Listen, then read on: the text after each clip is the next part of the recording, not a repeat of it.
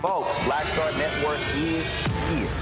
Holding no punches. I'm real revolutionary right now. Support this man, Black Media. He makes sure that our stories are told. Thank you for being the voice of Black America, Roland. Stay black. I love y'all. All momentum we have now, we have to keep this going. The video looks phenomenal. See, this difference between Black Star Network and Black-owned media and something like CNN. You can't be Black-owned media and be scared. It's time to be smart. Bring your eyeballs home. You dig?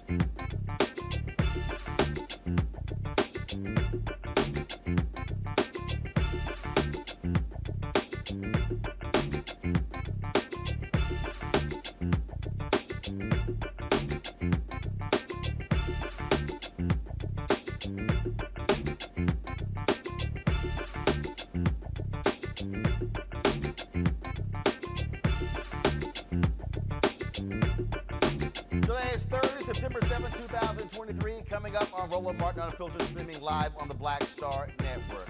While the Department of Justice is actively investigating the Fulton County, Georgia jail over its conditions and treatment of inmates, more inmates are dying. 10 have died so far this year. One of the latest, Samuel Lawrence, died days after he filed a handwritten prisoner civil rights complaint about the conditions and abuse by the guards. We'll talk to the Lawrence family attorney about what the independent autopsy revealed.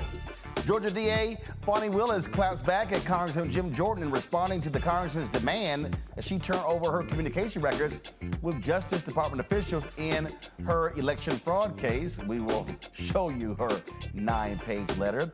A Black Pittsburgh lawyer is suing a judge for jailing him for not following his orders to negotiate a civil rights lawsuit. Former NFL football player Walter Bernard will be here to tell us exactly what happened. Contracted employees at the federal government's largest call center threaten to strike during federal insurance renewal unless they get higher wages and better benefits. We'll talk to a few of the Maximus employees about their demands. Also, Peter Navarro, he going to jail. He was found guilty today for contempt of Congress. And the SBA 8A program is in jeopardy after a white woman sues, complaining that she was unable to apply, even though she got $4 million in contracts from a women set-aside program. I told y'all what these white folks had planned. It's time to bring the funk on Roland Martin Unfiltered on the Black Star Network. Let's go. He's got it. Whatever the miss, he's on it. Whatever it is, he's got the scoop, the fact, the find. And when it breaks, he's right on time and it's rolling. Best believe he's knowing. Putting it down from sports to news to politics. With entertainment just for kicks, he's rolling. It's on go, roll, y'all. It's Roland Martin, rolling with Roland now. He's funky, he's fresh, he's real, the best, you know he's Roland Martin now.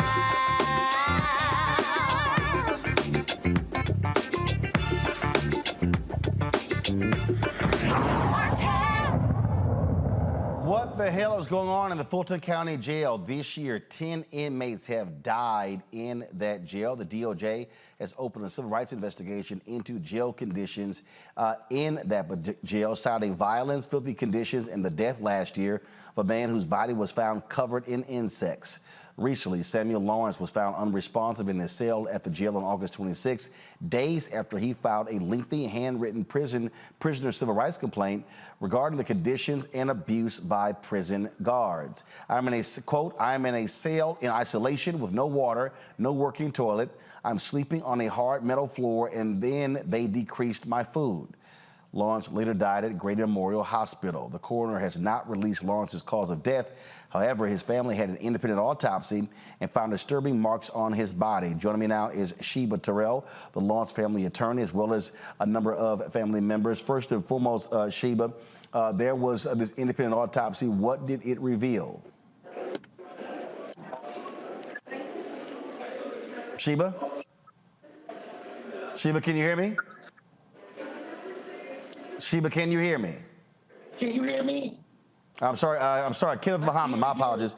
Kenneth Muhammad, yes, Kenneth, can you hear me? I'm here, I hear you, and thank you for having me on. So what did this independent autopsy reveal? Well, so far we have evidence that he was the victim of a physical assault. There are injuries to his chest. There are bite marks and that show that they were made within a week of the time of his death. And they were also able to confirm that he had eaten food within 2 hours of dying.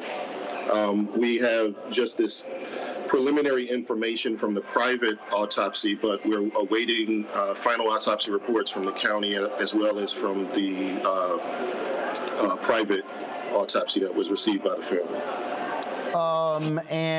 So how long after he passed away was his autopsy done?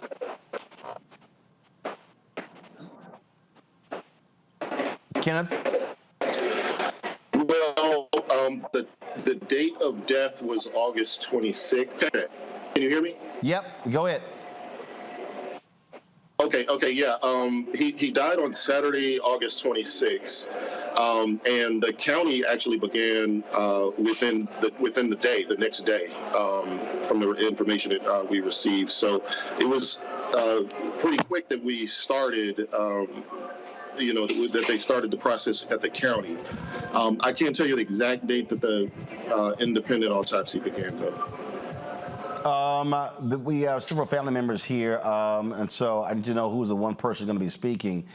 What I'm curious about is he wrote this letter when he was talking to family members. When was the last time y'all communicated with him, and what did he say about the conditions? Last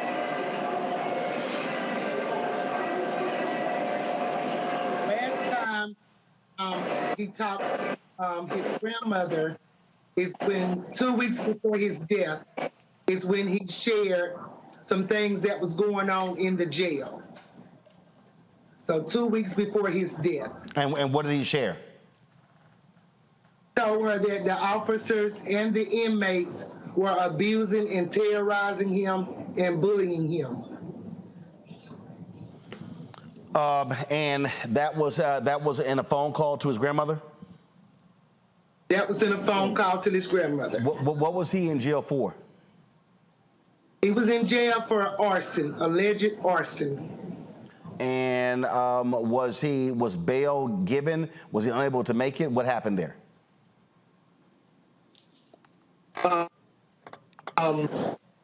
Was not given until they said April. We did not know that he had a bail. So how long has he been? How long was he in the Fulton County Jail?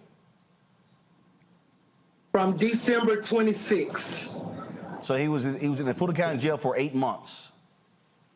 8 months. Yes. Kenneth, as I said, the DOJ is investigating, and what's disturbing here is, I mean, it's not usual for 10 people to die in a county jail. This isn't even a full year. Right. Yeah. If we back up, part of my practice is criminal defense. I handle civil rights cases, but I also handle criminal defense. I have clients that are in the Fulton County Jail now saying to me all of the different things that are going on to them, where they are fearful for their lives. So one of the things that's happening is inmates are able to access other inmates' cells. And so one of the things that Samuel reported was that a group of inmates actually popped open the door to his cell on one instance, and an altercation ensued at that point. And in the written report that he gave, he indicated that he suffered a bite mark at that time. Now, the autopsy report is showing that there's evidence of bite marks, so that's showing that the report that he gave, the written report that he gave, is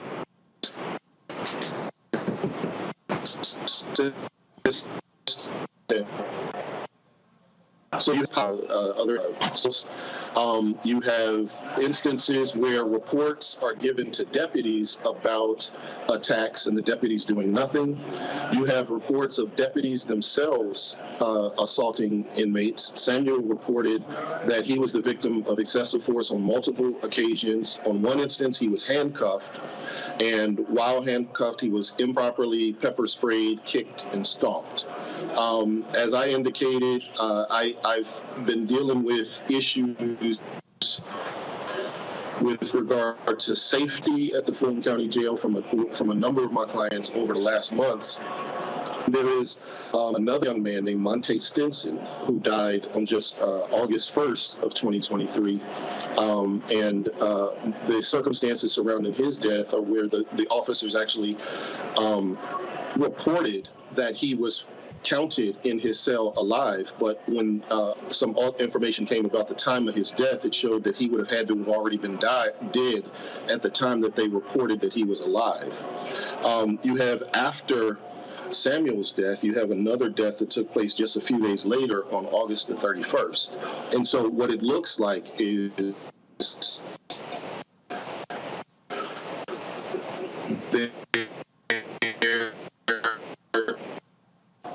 attacking it. Groups of people are are overlooking these incidents, and deputies themselves, from some reports, are actually attacking inmates also. So in these situations, what we have to do is, gather all of the evidence, see what the autopsy reports show, and hold the county accountable. But there are things that the county can do to remedy these situations. In all of these instances involving law enforcement, whether it's inside of custody or outside of custody, there is the technology with regard to cameras, really put us in a situation where a lot of these things that people are suffering don't need to happen. So there shouldn't be 1 square inch in the Fulton County Jail outside of the cells themselves where 24 hours a day, if something is reported to have happened, it isn't able to be seen on some video recording. There should be monitoring of all of the different corners of the jail at all times. So the question I have for his family members, have y'all communicated with elected officials, Fulton County commissioners? I mean, the reality is you have the sheriff there, but they also oversee the jail. And so have y'all had any communication with elected officials? No.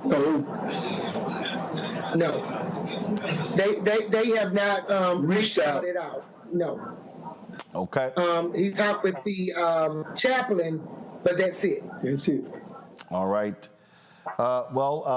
We certainly are sorry for your loss. This is another one of the troubling stories coming out of Fulton County, and we'll certainly keep our eye on this story. Thank you so very much, Kenneth Muhammad. Thank you as well. And also, excuse me? Just wanted to reiterate back on the private autopsy that the family paid for was done August 30th. Got it. Okay. We certainly appreciate it. Thanks a lot. Thank you. Thank you. Folks, got to go to a break. We come back. We'll have more on Roland Martin Unfiltered right here on the Black Star Network. Back in a moment. President Biden has delivered for Black America. More funding for Black entrepreneurs. Millions of new good-paying jobs. He's lowering the cost of medications and the cost of living. Joe Biden is delivering for us, and that's the facts. When you talk about blackness and what happens in black culture, we're about covering these things that matter to us, speaking to our issues and concerns. This is a genuine people-powered movement. There's a lot of stuff that we're not getting. You get it, and you spread the word. We wish to plead our own cause.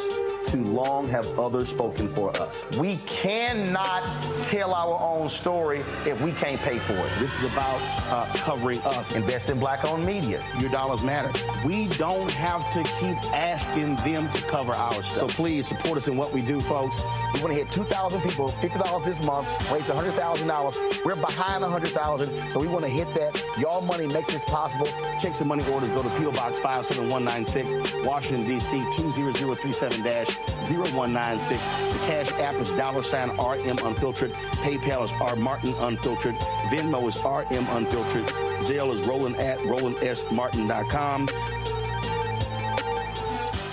Next on The Black Tape with me, Greg Carr. What do Deion Sanders, a lawnmower, and the phenomenon of invisible labor all have in common? They're all now part of, shall we say, a colorful lore at our historically black colleges and universities. Our Master Educator Roundtable convenes to explain it all as we explore the good, the bad, and the downright ugly of one of Black America's national treasures. That's next on The Black Table, right here on the Black Star Network. Hey, what's up? It's Tammy Roman. Hey, it's John Murray, the executive producer of the new Sherry Shepherd Talk Show. It's me, Sherry Shepherd, and you know what you're watching, Roland Martin Unfiltered.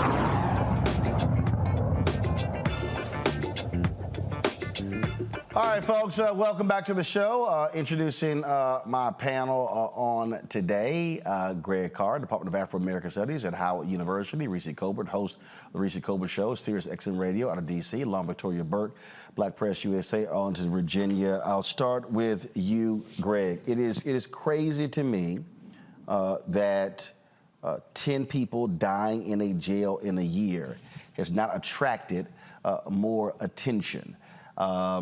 This goes to show you how there's this thought process in this country where people who are in jail, who are being held, people who have yet to even go to trial, are seen as afterthoughts in America.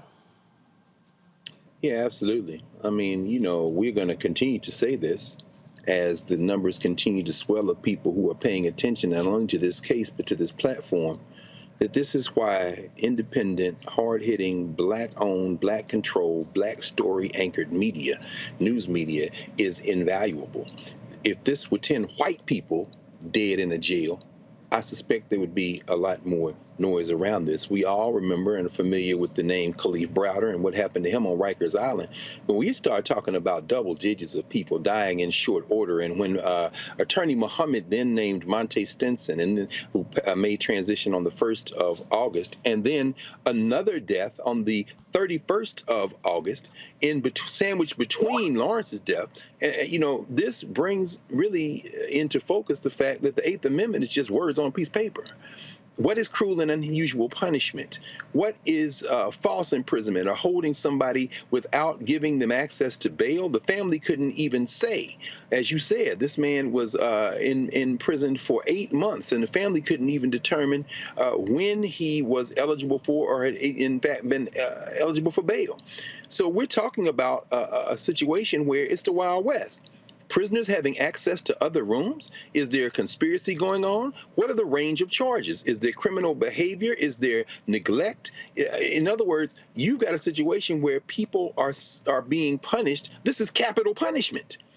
I thought the 8th Amendment meant something, but apparently not in the state of Georgia, and less in the United States of America. The thing here, Lauren, when I think about when Jay-Z's Rock Nation, Tamika Mallory, Rakia Lumumba, and others, when they were protesting in Mississippi, this Parchman prison, later there was a documentary that was actually done about this as well.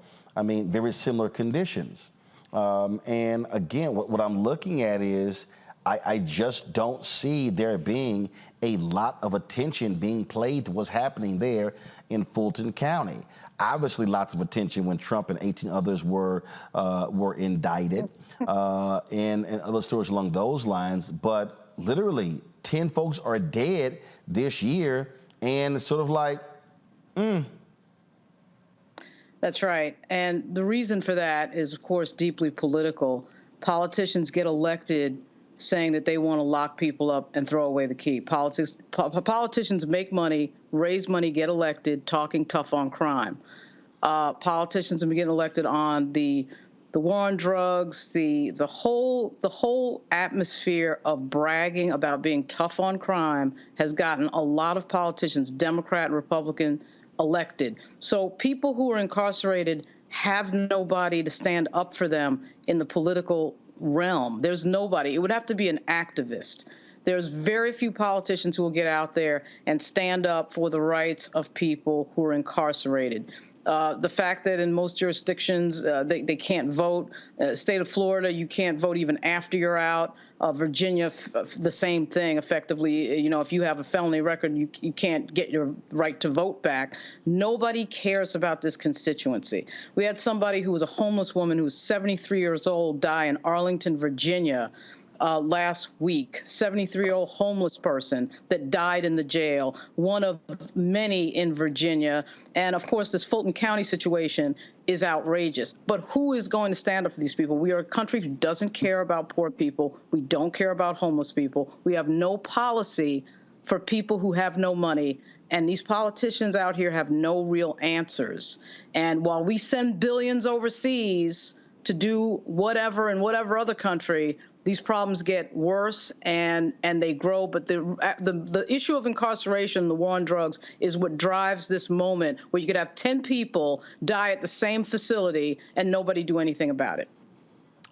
It's, to me, Reese, it's not enough to wait for the DOJ. What the hell are the Fulton County commissioners doing? Well, I know what one is doing. One is spending her time in court because she had an affair with her chief of staff, and then she allegedly put a tracking device on his car after they broke up. So we know what she's doing.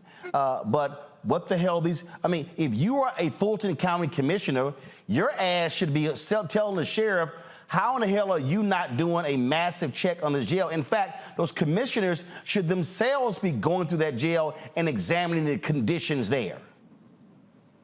I agree, absolutely. I mean, at the end of the day, these are people that are not in there for life sentences, except for the fact that they end up dying due to inhumane conditions. And so for the sake of public safety, you think people will be invested in making sure that people who are eventually going to re-enter the population will do so without the trauma and the horrors that they've been inflicted upon being in prison. But I think as a society, we haven't decided what real punishment means and what kind of rights people deserve, the level of humanity people deserve even while they're incarcerated.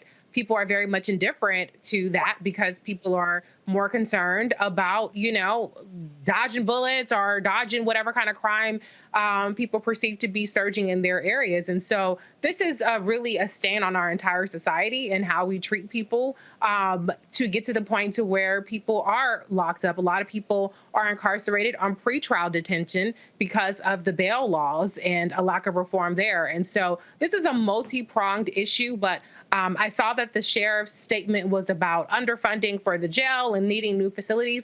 I don't think this is as much a facility issue as it is a humanity issue and a willpower to actually do something about the level of incarceration we have in Fulton County specifically, but in this country in general. Go to my iPad to control room. This is what I want. I want to call every single one of these commissioners, and I want to see who has the guts to come on this show tomorrow. And so Rob Pitts, he's the chair, he's black. You got Bridget Thorne, Bob Ellis, Dana Barrett, a black woman, Natalie Hall, a black man, Marvin Arrington Jr., a black woman, Khadija Abdul-Rahman. Call every single one of them and also call the sheriff because they should be supplying some answers as to what the hell is going on there in Fulton County. This makes no sense. To me, you already have a person who died covered by insect bites. Okay, you got this guy complaining about no water. Well, they should be doing a check and seeing, do you have running water in every single damn prison cell? What's going on with working toilets? This is real basic. And if you have these allegations of abuse by prison guards, where in the hell is Governor Brian Kemp? Where in the hell is the Attorney General? Oh, the Attorney General, the Republican Attorney General in Georgia, had time to have 61 RICO indictments to indict 61 people regarding Stop Cop City. But why are Republicans so silent about this here? If the sheriff's complaining, well, it's about budget cuts. Okay, what's the number?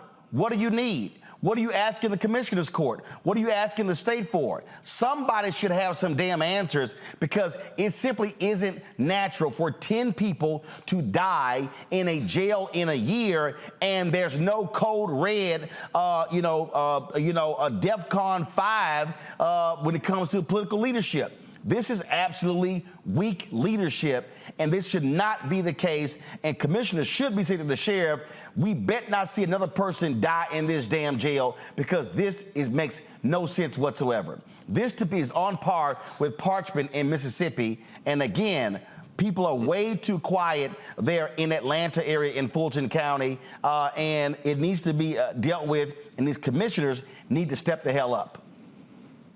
That's what needs to happen. Because it literally makes no sense whatsoever. All right, folks, hold tight 1 second. We're going to go to a break. We come back, more. Peter Navarro defied a congressional subpoena. Now he's going to get sentenced in January. So we got that going on. Also, some workers in Mississippi over the largest federal government call center are demanding a new contract, saying they're going to strike unless they get better wages and benefits. There was a protest today in Hattiesburg, Mississippi. Congressman Benny Thompson, Derek Johnson, the NAACP, many folks spoke there, and we'll show you some of that and talk to those employees right here on Roland Martin Unfiltered on the Black Star Network. On the next Get Wealthy with me, Deborah Owens, America's Wealth Coach, Black women are starting businesses at the fastest rate than any other segment. However, finding the funding to build them is challenging. On our next Get Wealthy, we're going to talk with author Catherine Finney, who wrote the book, Build the Damn Thing, and she's going to be sharing exactly what we need to do to achieve success in spite of the odds. As an entrepreneur of color, it's first, building your personal advisory board. I think that's one of the things that's helped me the most. The personal advisory board are the people who are in the business of you personally, and want to see you succeed. That's right here on Get Wealthy, only on Black Star Network. Next, right here on The Frequency, the woman they call the Gifted Eye, hip-hop celebrity photographer Coy Soldier. She's the master storyteller that captured the history of hip-hop through the lens of her camera. Tupac comes out, the next thing you know, you didn't know who they were at first. You just seen all these dudes just come rushing the stage. Then you realize Biggie gets a bottle of champagne, he pops it open, sprays it on the crowd, he drinks the bottle. Coy Soldier, the hip-hop celebrity photographer, joining me right here on the next episode of The Frequency on the Black Star Network.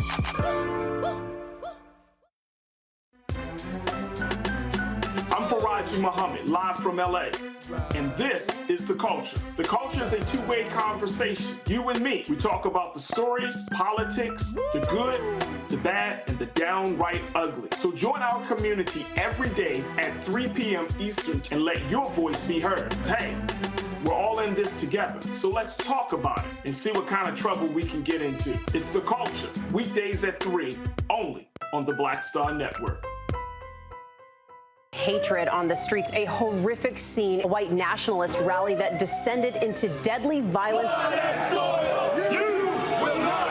White people are losing their damn minds. As an angry pro-Trump mob storms the U.S. Capitol, we've seen shooting. We're about to see the rise of what I call white minority resistance.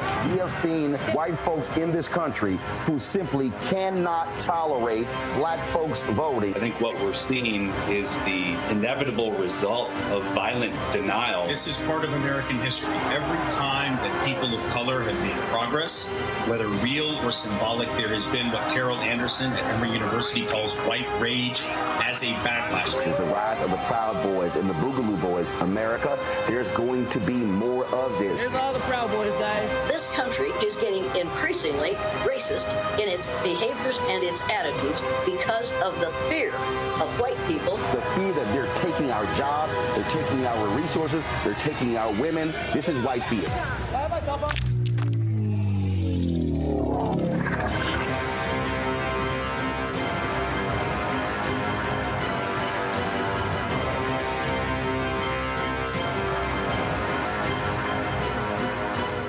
What's up, Geek Theory in the place to be. Got Cake Toucher, Mama's University, creator and executive producer of Fat Tuesdays, a hip hop comedy. But right now, I'm rolling with Roland Martin, unfiltered, uncut, unplugged, and undamn believable. You hear me?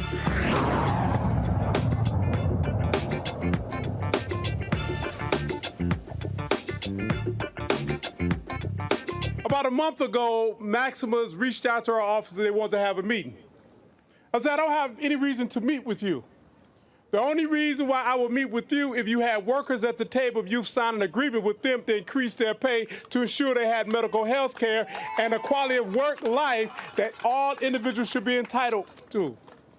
For the NAACP, let's be clear. When you strike, we will be here with you to recognize that the reason why we exist as an organization is because they was trying to exploit black workers for cheap labor. The reason why we were created as an organization because they exploited black folks for free labor we call slavery. And at the end of the day, the right of workers is the right of all citizens to be able to collectively bargain, and we must do that in solidarity. Now, as we stand here in this hot sun, in a parking lot behind us that's full, we need you to give your coworkers courage to ensure that they are willing to stand with you. That was Derek Johnson, president of NAACP, speaking at a rally today of employees of Maximus there in Hattiesburg, Mississippi. Employees there, they have the government's largest call center. They're threatening to strike unless they get higher wages and better benefits. They went on strike for a single day in June. They made it clear at this rally that they will not go to work when it's time to renew federal health benefits if their demands are not met. Here is some more of the speakers from today's event. Today we're standing together to put Maximus on notice that workers are prepared to go on strike during the Medicare and Affordable Care Act open enrollment period unless Maximus addresses their demands. Let me repeat that. So I want to make sure that they hear me and that y'all hear me. We are prepared and we will go on strike during the Medicare and Affordable Care Act open enrollment period unless Maximus addresses their demands. And I'm here to deliver a message to you, Maximus workers, that I and all of CWA, I, as your newly elected international president, have your back. And I will stand with you in your fight for living wages, affordable health care, for a real voice on the job, and for racial and economic justice. When we fight, we are going to win in the end. Thank you so much for having me. Thank you very much. Good afternoon. Good afternoon. I came a long way to be with workers who want to make a difference in the workplace. But you know, you want to be respected in the workplace. And so for a guy who doesn't represent this area, but I identify with your mission. I identify because all you want is the ability to organize and choose the right to have representation in the workplace. And that's what you're doing here at Maximus, and I support you for that. More importantly, for those of you who go to work every day, you expect to be respected and paid a fair wage. Not just a living wage, but a fair wage. Now, what does that mean? In order to get what you want, you're going to have to stick together. And this is part of the process. This company makes $2 billion a year of federal contracts, and they can't pay you better than what they're paying you now. You know, you give people a raise, then you raise the deductible. You give them a raise, then you raise the contribution for the health care. That's not, you know, that's smoke and mirrors, because that doesn't put anything on the table. So part of the reason I'm here is to let you know that there are a lot of people who don't live in the Hattiesburg area who are with you. There are a lot of people who understand this cause. But in unity, there's strength. You have to stick together.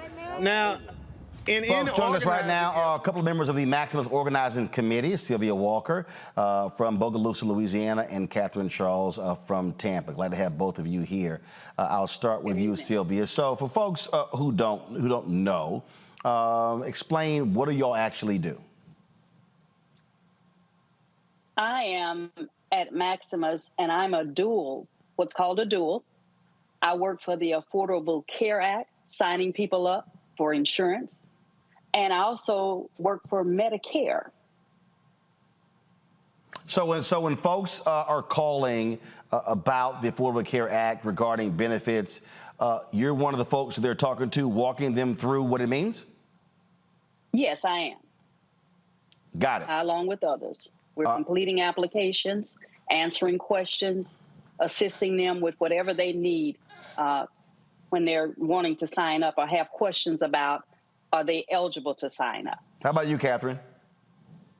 Hi, I've been working for Maximus for 9 years now. I work for Marketplace, which is the Affordable Care Act. I do not do Medicare. So I do help people with enrolling into health insurance, assisting them understand how health insurance work. If they have any problems with the insurance company, their insurance get canceled, or any questions that they have, that is what I'm here for. Also, as an internal support group, I also assist not only the consumers, but I am responsible for teaching my fellow CSRs or representative that are new on the floor and they don't know how to find a script, where to look for. If they don't know how to read an escalation or how to do an escalation, I'm there to do that. I take tier 1 calls as well as tier 2 calls, as well as supervisor calls. So when the consumer called and asked for a supervisor, I'm the one answering those calls. So you're focusing on pay and other benefits. So Sylvia, what is the pay like, and what are y'all asking for? We're asking for a wage that we could live on. The pay is not good. As you can hear from what I said previously, I'm working 2 jobs and being paid for 1 job. Now what are they doing? Are they paying hourly? Are they paying salary? What are they paying? And what's the average wage of workers? Okay. So the customer service representative, and that's what I am, dual. My salary is about $17 an hour. And there are some that make a little bit less, from what I understand. And then there are others that make a little bit more. And so you're putting a lot on your plate to provide the services that are needed for our community, people in our community, our communities, and then we're not being paid for that. No customer service representative that works for Maximus should be concerned about how they're going to pay the rent, how they're going to eat, how they're going to manage their home if they have to get sick, if they get sick. So that's a problem. When you have us working, we're doing our best to serve our community, to do the job to the fullest of our abilities, and then we're not paid. We're in the food pantry line. That makes no sense. How many hours are y'all working per day? We work 8 hours a day. And some have a 10-hour day. And Catherine, a 4-day week. And how many employees are we talking about? Oh, it's a lot. In Tampa, Florida, and here in Tampa, we have thousands of employees. Most of those employees are females, single mothers like me. For bilingual representative like me, the base pay is $18.70 a month.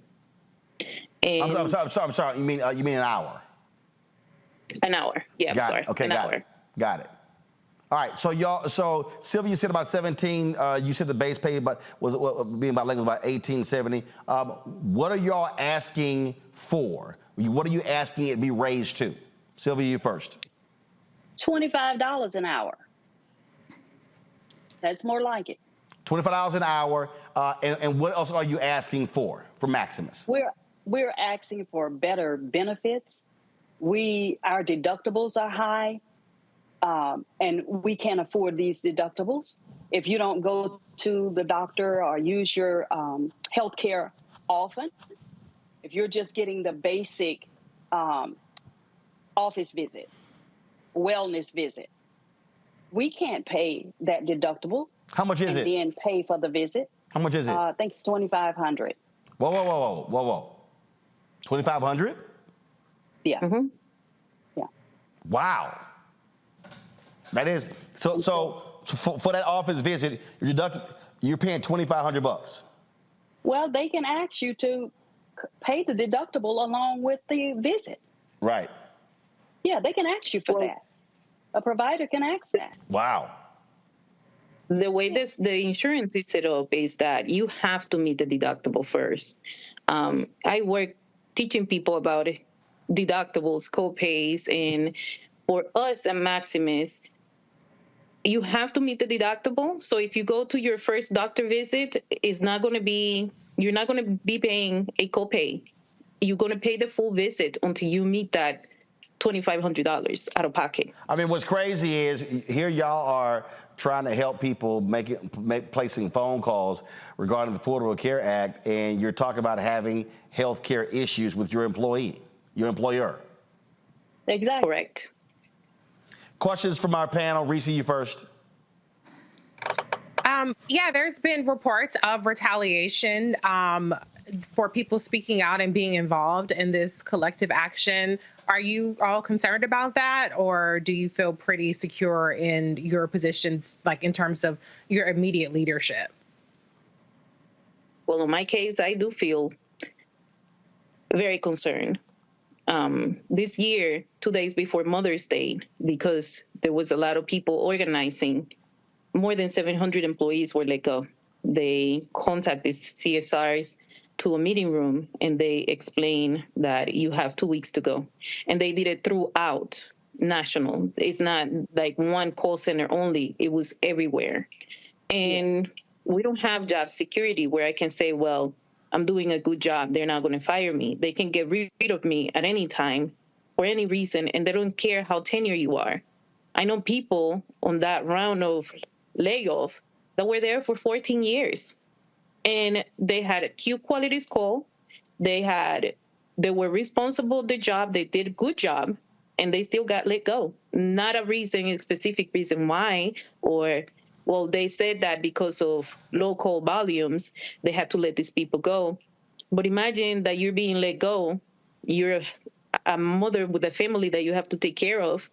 And when you go to the Maximus website, they're hiring people and they're opening other sites. So how does he explain that you're being fired because of local volume, but you're hiring extra people? Lauren. Do y'all know if there's any history of Maximus call center agreeing with workers in other negotiations in the past? Not to my knowledge. Okay. In other words, have there ever been a negotiation where they said, maybe 5 to 10 years ago, we will come to the table and give you some of the things that you are asking for? Have you ever heard of that in the past?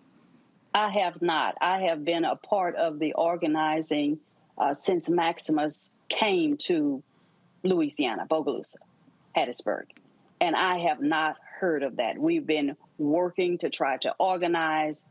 They have been union busting, doing everything they can to stop us or to shut us down, calling the police on us when we were simply passing out flyers for information for our coworkers.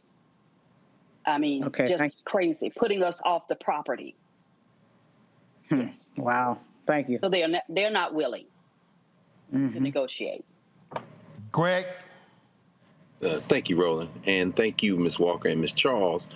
Reading up a little bit on Maximus, the way it looks, and we heard Congressman Thompson say $2 billion, but that was actually just for the first 2 quarters of this year.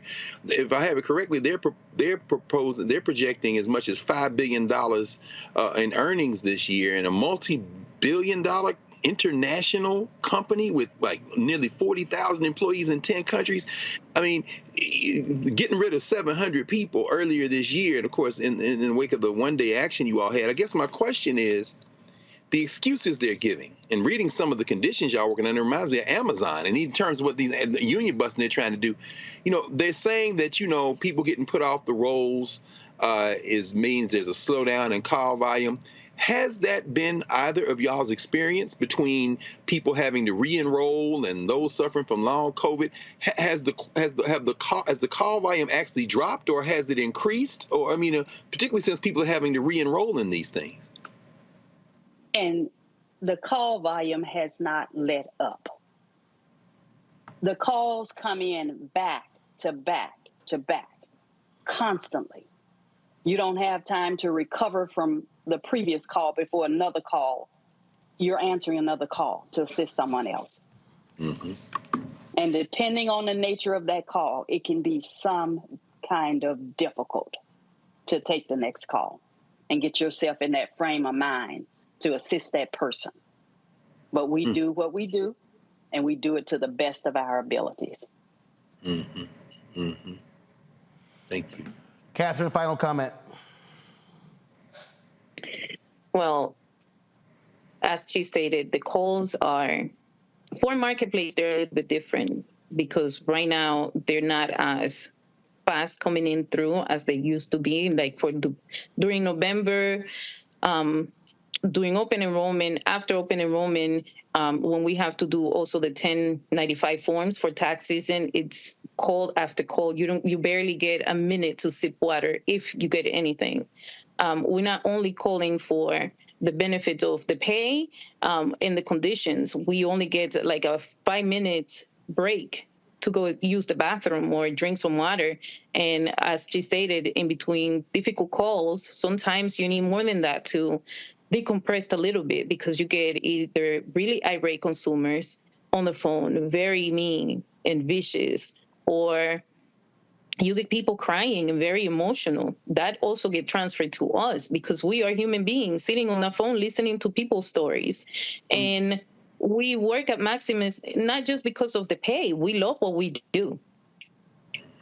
And we just want to make sure that we get better condition.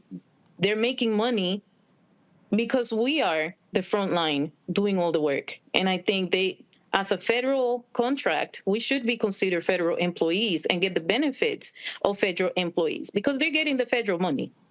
Yes. All right. Sylvia Walker, Catherine Charles, we appreciate both of you joining us on today's show. Thanks a lot. Thank you. Folks, we partner with the Communication Workers for America. You're going to be able to see the restream of today's rally on the Black Star Network, so check it out there. Also check out our YouTube channel as well to see the full speeches of all of those who spoke today in Hattiesburg, Mississippi. All right, folks, when we come back, more right here on Roland Martin Unfiltered on the Black Star Network. We'll talk about Fani Willis smacking the hell out of Congressman Jim Jordan. Ain't nothing like a good pimp slap with some powder. Then, of course, Pete Navarro, he got pimp slapped by a D.C. jury, found guilty. We'll talk about both of those stories when we come back right here on Roland Martin Unfiltered on the Black Star Network.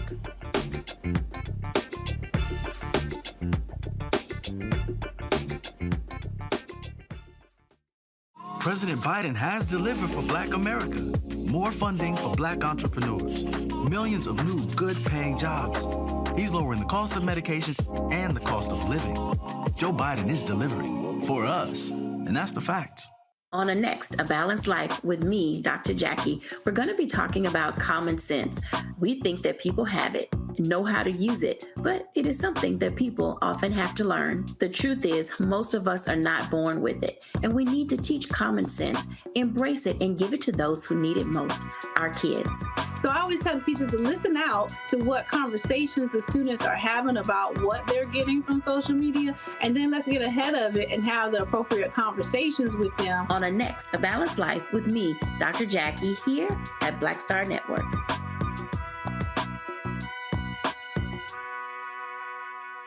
When you talk about blackness and what happens in Black culture, we're about covering these things that matter to us, speaking to our issues and concerns. This is a genuine people-powered movement. There's a lot of stuff that we're not getting. You get it, and you spread the word. We wish to plead our own cause. Too long have others spoken for us. We cannot tell our own story if we can't pay for it. This is about covering us. Invest in Black-owned media. Your dollars matter. We don't have to keep asking them to cover our stuff. So please support us in what we do, folks. We want to hit 2,000 people, $50 this month, raise $100,000. We're behind 100,000, so we want to hit that. Y'all money makes this possible. Check some money orders. Go to P.O. Box 57196, Washington, D.C. 20037-0196. The Cash App is $RM Unfiltered. PayPal is R Martin Unfiltered. Venmo is RM Unfiltered. Zelle is Roland at RolandSMartin.com. Me, Sherry Shepard, with Sammy Roman. I'm Dr. Robin B., pharmacist and fitness coach, and you're watching Roland Martin Unfiltered.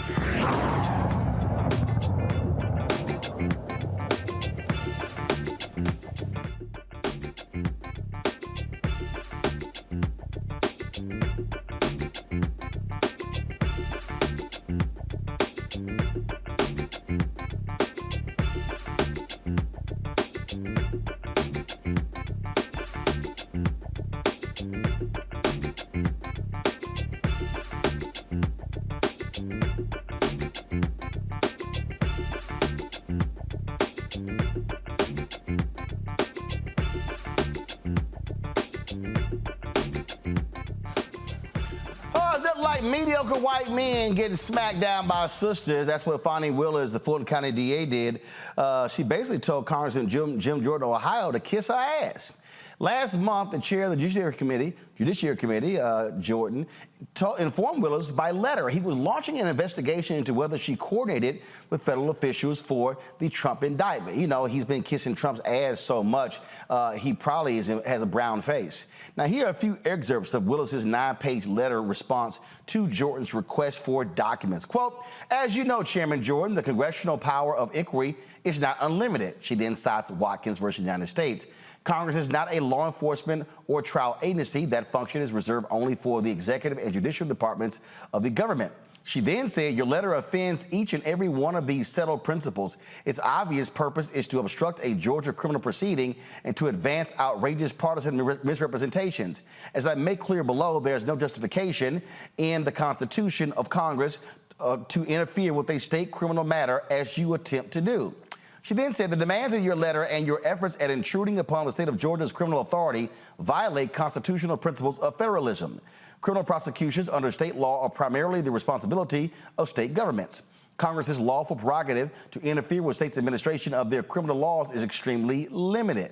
She then said your attempt to invoke congressional authority to intrude upon and interfere with an active criminal case in Georgia is flagrantly at odds with the Constitution. The defendants in this case have been charged under state law with committing state crimes. There's absolutely no support for Congress purporting to second guess or somehow supervise an ongoing Georgia criminal investigation and prosecution.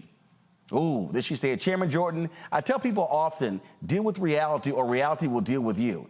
It's time that you deal with some basic realities. A special purpose grand jury made up of everyday citizens investigated for 10 months and made recommendations to me.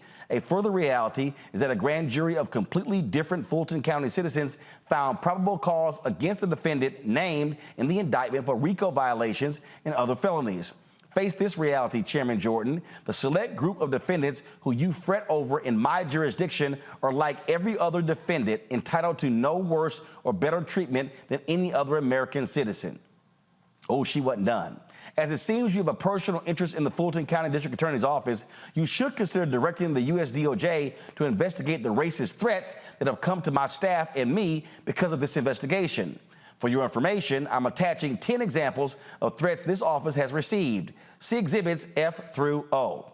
I'm providing these examples to give you a window into what has happened to my staff and me as I keep the promise of my oath of the United States and the Georgia constitutions and do not allow myself to be bullied and threatened by members of Congress, local elected officials, or others who believe Lady Justice should not be blind and that America has different laws for different citizens. That right there is a pimp slap, Lauren. Yeah, it sure is.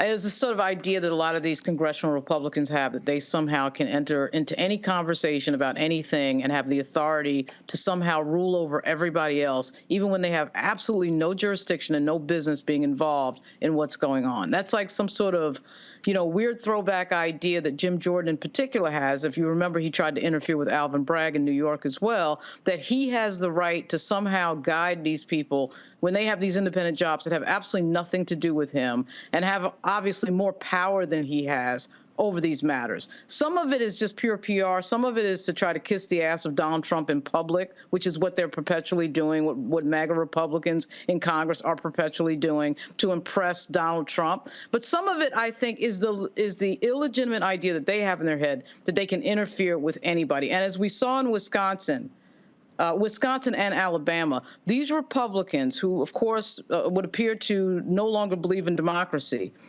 think that they can just sort of lock in their power forever by just making a decision to lock in their power forever without the people involved, without voters involved, or anyone else. But, Fani Willis ended that conversation. She's going to continue to ignore him because he should be ignored, and that's the way that'll play out. What you're dealing with here, Reese, is an arrogant asshole in Congressman Jim Jordan. And again, these people will do whatever and say whatever to protect the grand dragon himself, the orange one.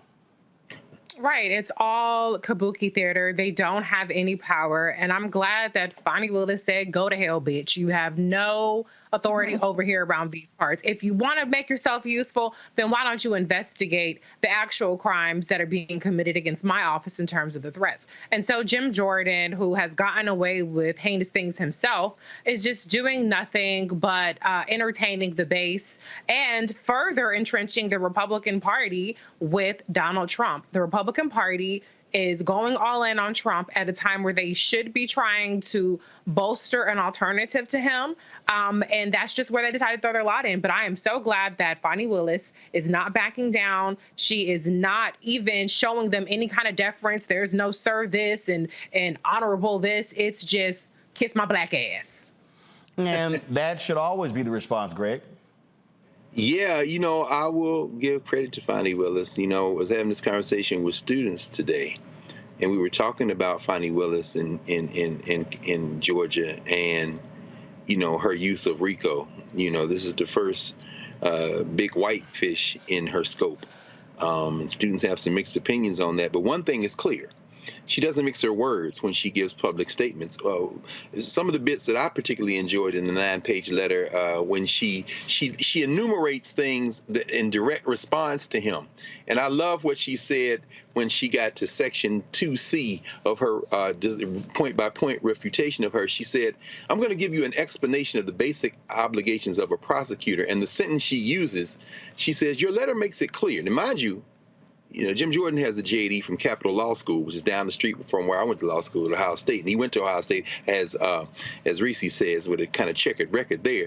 But Fani Willis says, your letter makes it clear that you lack a basic understanding of the law, its practice, and the ethical obligations of attorneys generally and prosecutors specifically. Now, you saying to this guy with a JD, he said, your letter makes it clear that you don't understand. And then at the end, she gives a whole section, that last couple of pages, she said, here's some productive activity that you might be able to engage in. And then she enumerates what they do with the federal money, as you said, Roland. I mean, you're processing back rape kits, you're dealing with young people, trying to keep them out of the juvenile justice program. But the way she handled him was how you would talk to a child. And she did tell him to go to hell and to kiss her ass, but the way she did it over 9 pages, this is the Fani Willis that people in Atlanta know. It's just that they haven't always seen her train those guns on white people. And Jim Jordan, how'd you like it, brother? How did you like it? Well, I'm sure that's what I want to ask. The same of P. Navarro. Of course, we've been showing you all the videos of this white woman who's been trolling the hell out of P. Navarro. Well, today he was convicted. He was convicted today. Y'all, that's yesterday's video, y'all. That's old. So he was convicted in federal court today. So this is what happened in court today. Go to my iPad. All right, let's get it up. So I'm telling you, I've been showing, this is the 3rd time I'm showing this woman. I love the fact that she shows up, and every time that he goes before the cameras and he wants to pitch his defense funds, she's right there. All right, y'all, check this out. I'm sorry, we're going to listen to Peter Navarro. Here we are with one of the most important constitutional separation of powers issues, and people will not let me speak. This is my First Amendment right. This is what I'm going to do now is allow... There's cameras here. The marshals just saw you. The marshals just saw you. You're in trouble. You're in trouble. You just assaulted me. That man just assaulted me. He stuck a flagpole in between my legs. Yeah. Don't touch me. Don't touch me. There you go. You're in trouble now. They're calling protective services. I was just assaulted. Look, if you got a sign, no, I hold it over didn't. there. Liar. I can hold it anywhere I want. This is public property. It's assault. I want to press charges. Let the man talk. Charges. Are you interested in hearing him? Man, go ahead, Peter. Go ahead and talk. You're on federal I don't property. agree with some of your shit, but go ahead and talk, man. Go ahead and talk. No, I didn't. No, I didn't. Go ahead and talk, man. Go ahead. Sad day for America. Not because they were guilty verdicts, because I can't come out and have an honest. Oh, I love how. Okay, first of all, I need to roll back. Did the brother say, I don't believe most of the shit you say, but go ahead and talk? Did he actually say that? Let me roll that back, okay? Okay, now go. All right. Now they're calling protective services. I was just assaulted. Look, if you got a sign, no, I hold it didn't. over there. Liar.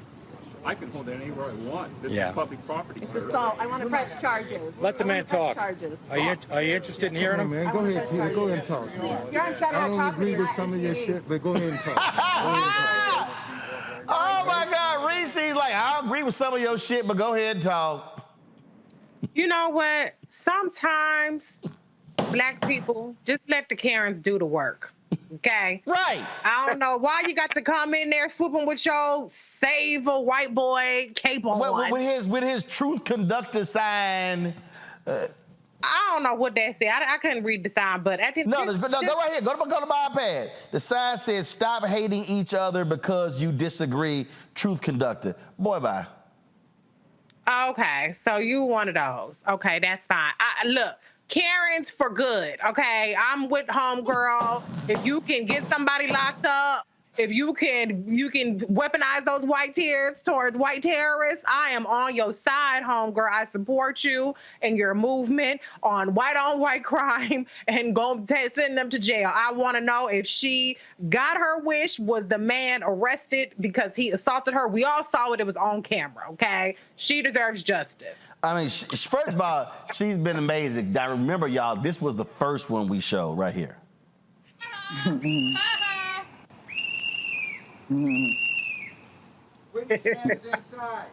Thank you. WW.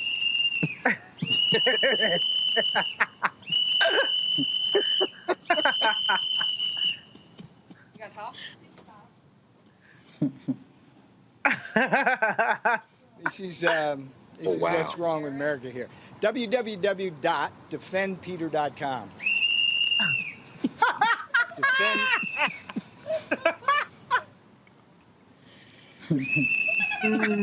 Come on, my man. Cut it out, man. Let the man talk, man. Let the man talk. Let him talk, man. He has every right to talk. Come on. Don't do that, man. Let the man talk, man. Let the man talk. Please play this Let him talk. on your channels. Because this is just wrong. I'm trying to speak about serious constitutional issues with you. Clown with a whistle, witch with a broom. You go figure.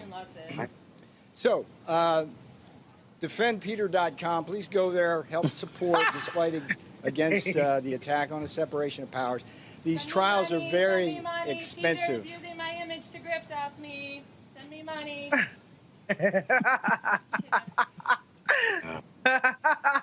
These trials are very expensive. That's part of the Democrats' lawfare against us. All right, come on, dude. Come on, dude. Kidnapped, raped, and almost murdered by a white supremacist gang after he doxed me. Yeah, it's time to go. All right, we'll see you tomorrow, and hopefully, Same time, same place. hopefully, free speech.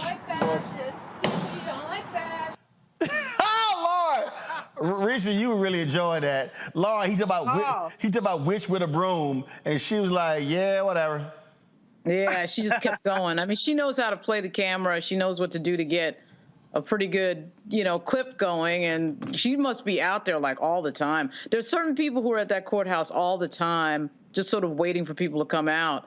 And you can't really go in and do anything. You can't bring your cell phone in there. So she must be really staking him out. And nobody deserves it more than Peter Navarro, who's one of the most arrogant MAGA Trump former staffers that has been inside that courthouse. Oh, I thought it was perfect. And again, he was so upset. He was mad upset. Mm-hmm. All right, y'all can now roll a video that we've initially had. This was actually yesterday. I just thought this was perfect. Where's the CNN? CNN here? Is CNN here? Anybody want to own up to that? Here's the problem. Hero. Who's this? Come on. Bro, Get me out. you're already facing charges. Yeah, I get it. Go ahead and commit a crime. You've been here this whole time. Situational. Yes, okay. Why? All right. Right. Oh! You're already facing charges. Yes. Oh! Go ahead, Greg. No, man. Look, Ron. I mean, what you said earlier, I think bears underscoring now, particularly with that brother standing there. Man, go into the man talk. Man, go sit your ass down. I mean, but here's the thing, though. What you said is so important. These white men, these white people generally, but especially these old white men, they are working a long-range plan to retain control of their little funky-ass experiment called United States of America. Yep. They have thrown all the rules out. So ironically, the black man is the person who black folk in this country are trained to look at as the model. There are rules, let the man talk, First Amendment. The white woman is behaving, ironically, the same way in some ways as he is behaving. There ain't no damn rules. She got on a shirt that says, witches be tripping, meaning what? You see the anarchist symbol there at the bottom. There ain't no damn rules. So she and Peter Navarro are kind of in the same vein. This black man over here, and again, I remind folks, I have no investment at all in this criminal enterprise. My ancestors were taken into it. My hope is that we will build something that can really be for human beings as this thing falls apart. They're playing for all the marbles now. You saw what DeSantis and Vivek, whatever his name is, or Swami or whatever his name is talking. Let me not do that. Ramaswamy was saying about the Proud Boys. They said it was unfair. The sentencing was unfair. Steve Bannon is appealing his 4-month sentence and $6,500. Certainly Navarro is going to do the same. As you said, Roland, they trying to take out Fani Willis in Georgia. They trying to take out the judge on the Supreme Court, as we heard Lauren say in Wisconsin State Supreme Court. These white boys are playing for keeps. You see this cretin, what's this punk, the punk that was in the White House with the bald head, Steve, whatever his name is. Stephen Miller? Yeah, they are now moving and Bloom into attacking people who are hiring folks with affirmative action. They have taken out all the stops. Oh, yeah. Now, and for us to celebrate what that white woman is doing, and I'm right with you, I'm laughing too, it's underscoring a very important point. There are no rules. Right. And see, my whole deal is they hound, you hound. In fact, here's another angle. There was another angle of the video. Navarro was just really upset. I love this one. Watch. You're doing, sir. We appreciate the justice you're getting for this country. I think this is kind of the important kind of debate. And look, see, she's trying to block the flag. Yep. Okay. This is the problem we have in America. Like she's come across, you know, it's fine. She's expressing her point of view. She's got a megaphone to disrupt. Yep. But when it comes time, see, here's my whole deal. See, here's why I think you have to do this here. See, you can't play nice with these people. So I'm perfectly fine with the signs, the whistle, interrupting their ass. Like, these are the same assholes y'all remember when Obama was speaking before Congress, State of the Union, and then that fool from South Carolina yelled out, "You lie." Then you had Marjorie Taylor Greene and all those fools acting a fool. You cannot, and again, this is the mistake a lot of Democrats make. They want to play nice. They believe, no, here are the right things. I know Michelle Obama said, when they go low, we go high. Damn that, Reese. When they go low, hit their ass in the knee, and they hit you in the shin, bust their ass in the ankles. They hit you in the ankles, hit them in the bottom of their feet. Point blank and the period. Like, fuck civility. This is the same motherfucker who sat up there and orchestrated what they call the Green Bay sweep to essentially overturn the election and disenfranchise 81 million Americans, 8 million which more voted for Biden over Trump. And so he can kiss my whole ass sitting up there trying to appeal to civility and my rights and freedom of speech. And this is what's wrong with the country. What's wrong with the country is that these are the only charges that you've been convicted of. Your ass needs to be up in jail. You need to be down there with the RICO charges. You need to be up in there with Enrico Tarrio and all these other motherfuckers because your ass tried to steal the election too. The only difference was you were not in the actual halls of Congress while the steal was attempted to happen. And so it's the audacity of him to sit up here and act indignant as though he's the one who's being wronged when he shamelessly and brazenly tried to steal an election. And so I don't normally cheer white girls too much, but good on you, white girl, for doing what you need to be doing. I hope you can get more of your sisterin over to our side and stop siding with them damn white nationalist Republican devils and go on ahead and let's try to get some more people elected in 2022 or 2024 rather, so we ain't got to deal with the Peter Navarros and the Trumps and DeSantis and none of these motherfuckers again for a while. I mean, look, the thing here, Lauren, and we're going to talk about it more in depth tomorrow, but you had a white woman in Tennessee who sued the 8A program. The Washington Post has a story. And the judge ruled in her favor. And now, mind you, this white woman started a business, got a $20,000 loan from her daddy, eventually got $500,000 in loan from her daddy. This is a privileged white woman. She then got 2 federal contracts totaling $3.8 million through a women's program, but then her trifling ass sued the 8A program by saying, oh, I couldn't apply because I'm not disadvantaged by race. And so now this has upended the 8A program. Now let's keep in mind, the federal government spends $560 billion a year on contracts. Black people have gotten 1.67% of the federal contracts, most through the 8A program, okay? But see, these white folks want to go after everything. And I kept warning people that this is what they're going to do. This is a moment where we must be in a fight mode. We talked about CRT, books, we talked about affirmative action in college. They want to go after anything that has actually helped black people, other minorities. And I said to the Business Council in Milwaukee, I said, now is the time to see whether real allies are going to step up. Let's now see if big business is going to say, hell no, we doing this because it's right. You got to bring the same level of energy to these assholes, and you got to get in their face. You got to sit here and go at them. I ain't conceding an inch to these devils. Not an inch. Yeah, I mean, I think that, there's a lot to say about that. We're basically dealing with a bunch of people who their core strategy really is lying, because lying works. And lying particularly works when you have a press corps that wants to both sides everything and stick to objectivity and not state. And want to play nice. Right. Yeah. It's worse than not wanting to play nice. It is actually not wanting to report, quote, a both sides objective framework and not call a thing and a lie a lie. We sat here with the first 2 years of Donald Trump, 2016, 2017, being wrapped around the axle of not wanting to call him the liar that he was with regard to President Obama's birth certificate.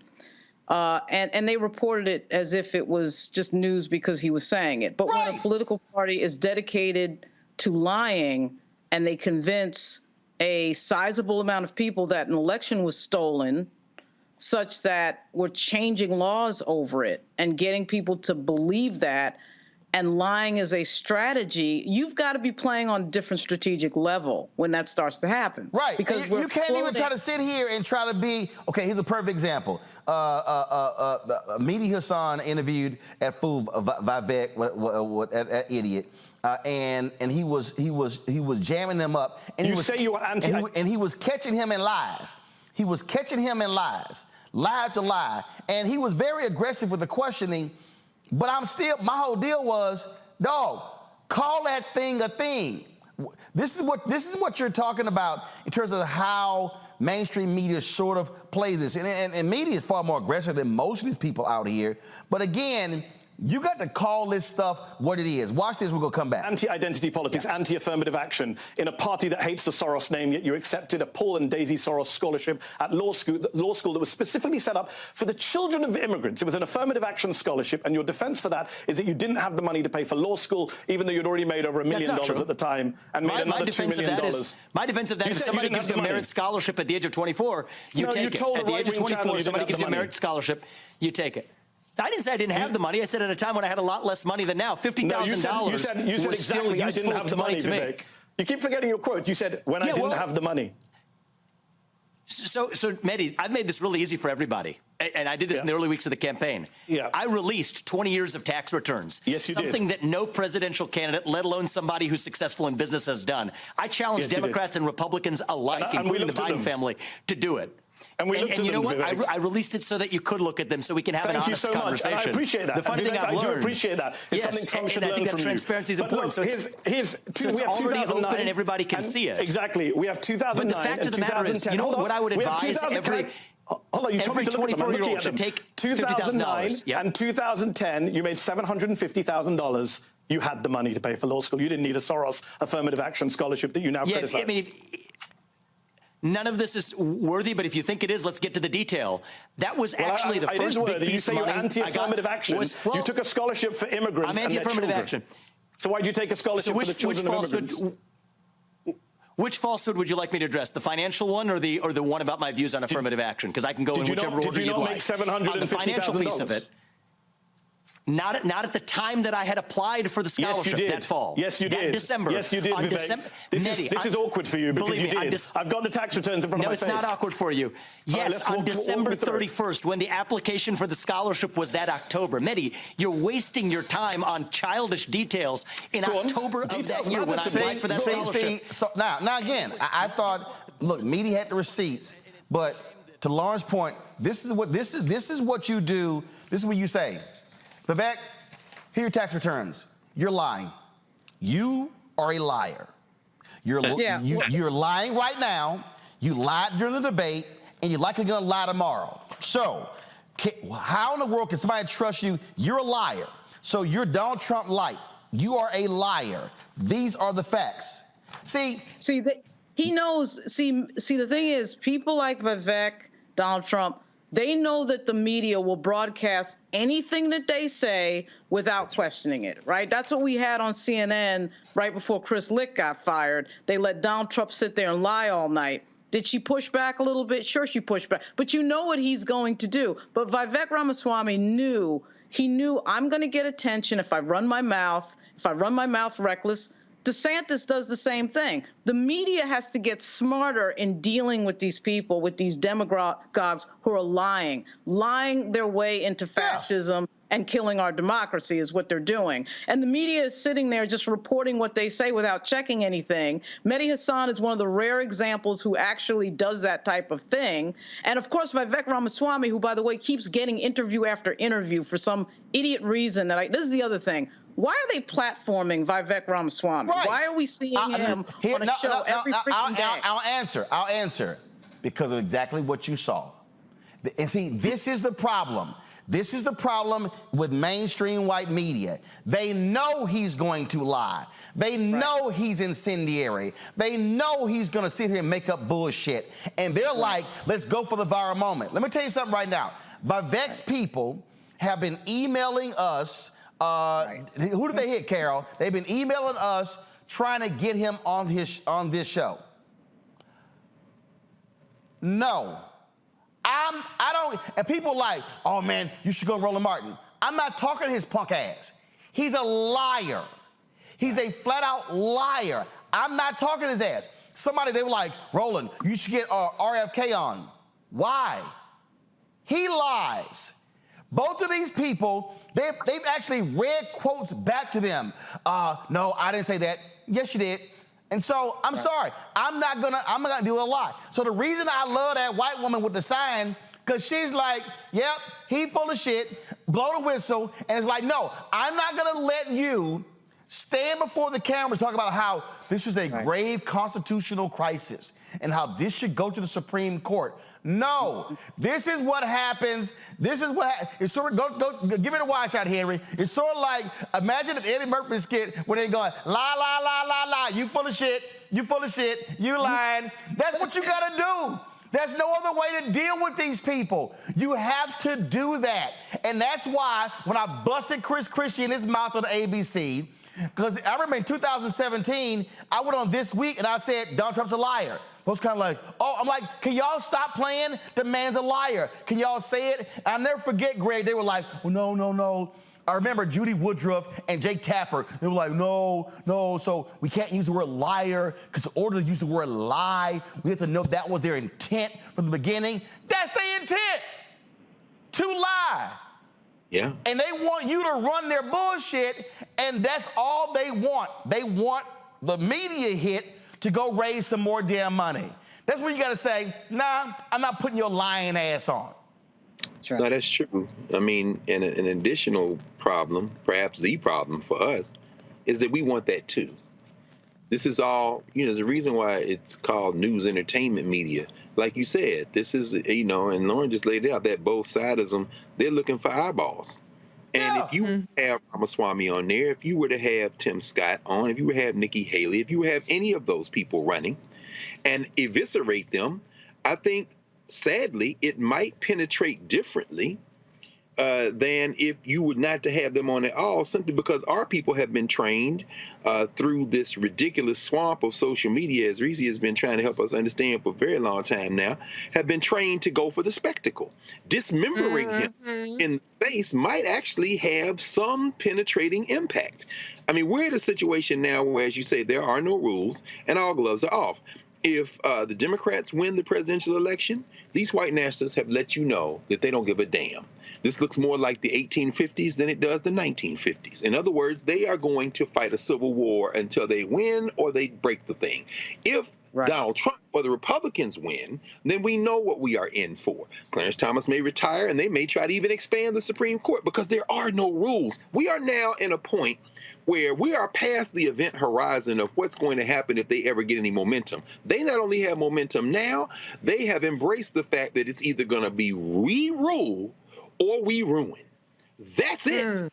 So now we've got to figure out how we respond. Now, I'm all with you. Let's go all in. But if we're going to go all in, we got to go all in. So here's my deal. My deal here, Reese. First of all, his ass has 6%. I ain't talking to nobody at 6%. Right. I'm not. Okay? I don't care how many times Mary Ann Williamson's people email us. Okay? Yeah. I ain't talking to Mary Ann Williamson because she's not a real candidate. I'm sorry, y'all. Now, we can sit here and go, oh, no, but, well, a person, that's how they get a shot. They ain't real. Okay? Yeah. Ain't real. So I ain't talking to Vivek. What he's doing, he is trying to sell books. He wants attention. Now, if he get 15 to 18, 20, and become all of a sudden real candidate, fine. I'm going to talk to your ass. Then I'm going to cut you to the white meat. Because, see, I'm going to tell you, I'm going to say, no, I'm going to say, your ass lying. Right. And then I'm going to say, listen, Vivek, Rowley can't get fired like Don Lemon. No question. No question. Oh, yeah, see, for sure. That's the deal. I'm going to say, you're lying. I'm going to call you out. Look, listen, y'all. September 19th is the 2-year anniversary last time I was on This Week. You know why they called me back? Because I told Sarah and Chris, both of y'all are the reason that Donald Trump got in, because y'all chose to work for him. This whole system, this whole bullshit media system, is that they don't like being confronted with their lies. That's the reason why Fox News punk asses won't call me. Here's a perfect example. Now, media put this together. This is the kind of, this is the BS that they do if they don't like getting called on, but why you gotta learn to say, no, you are a lying hypocrite. Watch this. Cannot have a country led by a president subject to ongoing criminal investigations, potential indictments, and never-ending hearings. The RICO statute, that's just theater. That's just a bunch of theater in the midst of politics and a legal thing. Hillary Clinton could be sworn into office while still being under investigation from the FBI, which would then put this country into a major constitutional crisis. This will be nothing other than a show indictment to cover their overtly political, never-ending persecution of any and all things Donald J. Trump. She's under FBI investigation less than 2 weeks before the presidential election. Holy smokes. Yes, Donald Trump is a flawed man, but his sins are minor compared to those of his persecutors. The American people are about to have a candidate who is clearly going to be under criminal investigation for the entire first and second year of her presidency. All these indictments are about politics. Not a single one of them is about the law. See, that's where, again, if I'm going on and be like, here, Sean, on this date, your ass said this. Now you're saying something 180 degrees different. I'm sorry, what's the difference? See, you got to check their ass in the moment. But the rest of these people want to play nice because they trying to book them again. They're trying to come back on again. And they have no problem trying to, well, no, I think it's important for us to hear both sides. It's not important for me to hear your ass lie. Right. And somebody has to be willing to say, your ass lying. Well, they're making money off of it. They're making money off of it. I mean, we learned that, again, with Donald Trump and CNN in 2016. But CNN was making money off of the ratings of him standing up there and creating the spectacle that was getting clicks all over the place and getting viewership. And as long as you have that marriage between the clicks to the website, the clicks to the ads, and the spectacle, you will get the spectacle. On top of that, particularly for politicians, you can lie about politicians because of Tom Sullivan and the malice standard. You can lie about politicians all day and all night, create a spectacle, create clicks to the website, and get away with it. There is no legal recourse. I don't care what anybody says. There's no legal recourse for an elected official who is slandered or defamed by somebody on TV. Dominion voting machines, they're not an elected official, so they sued Fox and they won on defamation. But for elected officials, anybody can say anything. That's why these guys, Vivek, Donald Trump, they know I'm getting publicity. I'm getting my lies out. If you're going to air me and put me in front of millions of people, I'm going to do it. I'm going to get on there and I'm going to keep lying. And that's what they do. And the media is stupid for allowing that continuously to happen. And Racy, what has to happen between now and next year, every time they lie, they must meet a haymaker. Not a jab, not a little tap. They need to be punched in the face repeatedly. Yeah, but don't hold your breath for that one, okay? Every outlet is not a Roland Martin Unfiltered. And the reality is these people feel comfortable going on these shows because they know that there's only so much pushback. They know that they can filibuster and overtalk and still get their highlight reel. And to the extent that they are challenged, they look at it as, oh, the biased liberal media, and they use it as a fundraising call. But the reality is that this kinds of stuff from Vivek is not doing him any favors. He has been polling third, but after the debate, his unfavorable shot up. White people don't like you getting too mouthy with people all the time. You know what I'm saying? So some of it might be cute for a while. But I think it's starting to wear a little thin on them. So I expect that he will flame out very soon. My only disappointment is that he's such a buffoon that I think that he really stains the entire party with his buffoonery, to the extent that if he does drop out, it will almost make other people seem normal, and they are just as dangerous as he is, even if they don't have the same level of spectacle. So this is the final comment on this, and go to Greg to close us out, then we'll go to a break. So here's what I mean when I say you got to punch them in the mouth. I'm not just talking about when they're on television and when they're doing interviews. What I'm talking about is everywhere.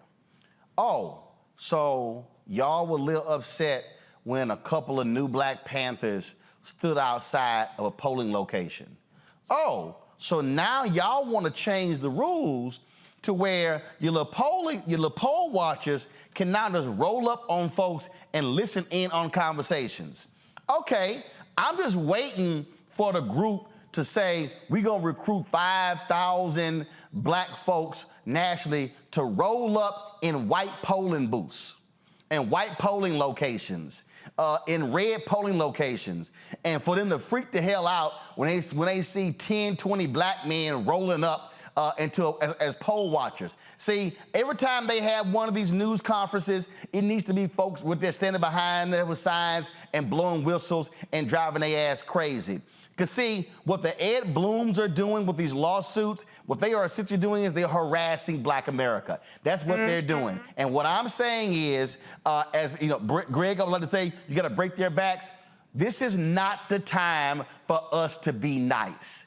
Listen, I agree. I am not, the reason that Montgomery brawl resonated when that brother picked the chair up and knocked the shit out of homegirl because they said, we tired. I'm telling you, there needs to be some proverbial, folding chair pickups and everything, because I keep warning our people, all y'all watching right now, I'm trying to explain to y'all what they have in store.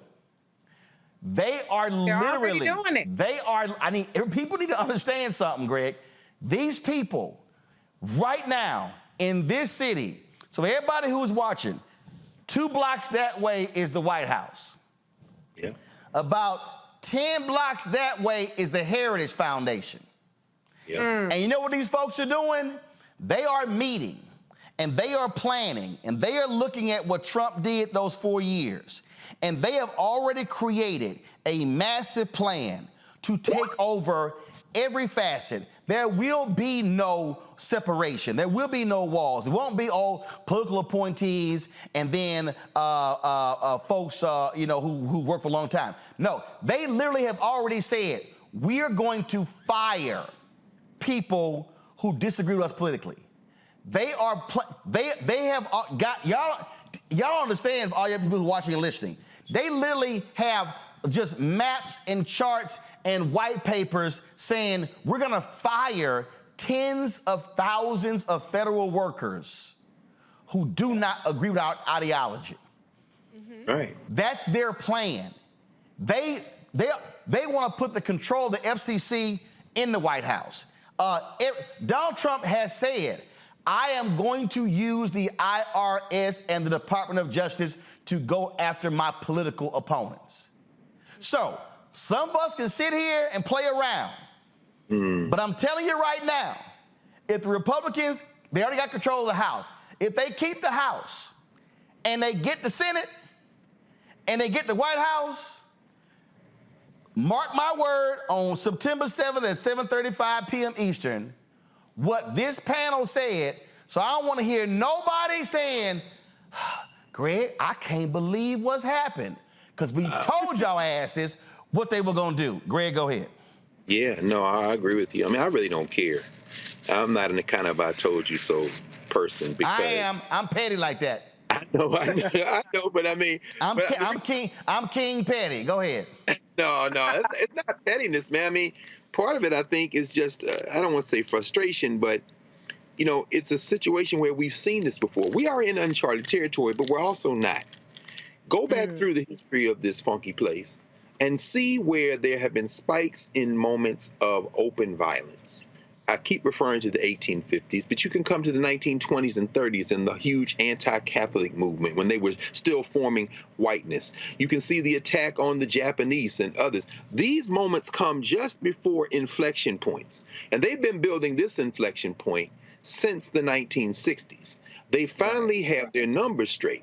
It really doesn't matter in some ways whether the Democrats win or lose the White House with regard to these white nationalists. All the pretenses have been dropped. And when we start talking about taking a folding chair to people, I'm all for it. But my thing is, that means we're going to have to do it.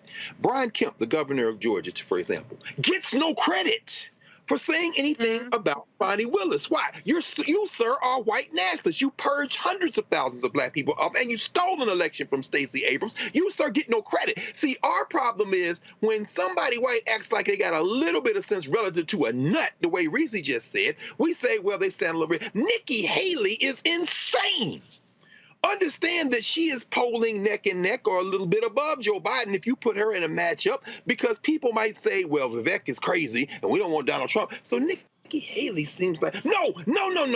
You got to take the proverbial, the metaphorical white chair to all of these white nationalists. And there can't be any moment by moment peace. Yep. When you see somebody like Joe and Mika on Morning Joe, you know what you're looking at? You're looking at their friends.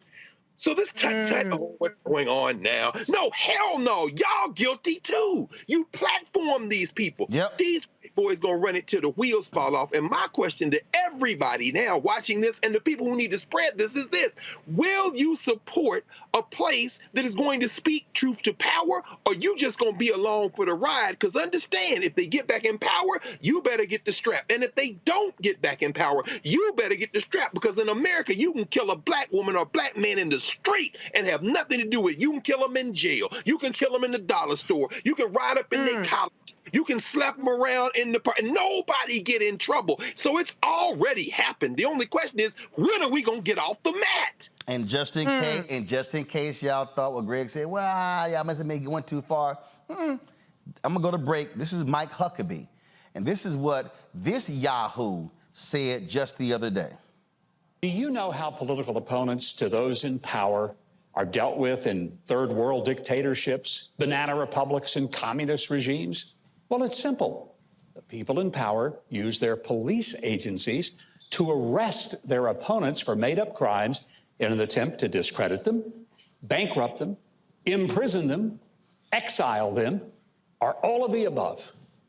And if you're not paying attention, you may not realize that Joe Biden is using exactly those tactics to make sure that Donald Trump is not his opponent in 2024.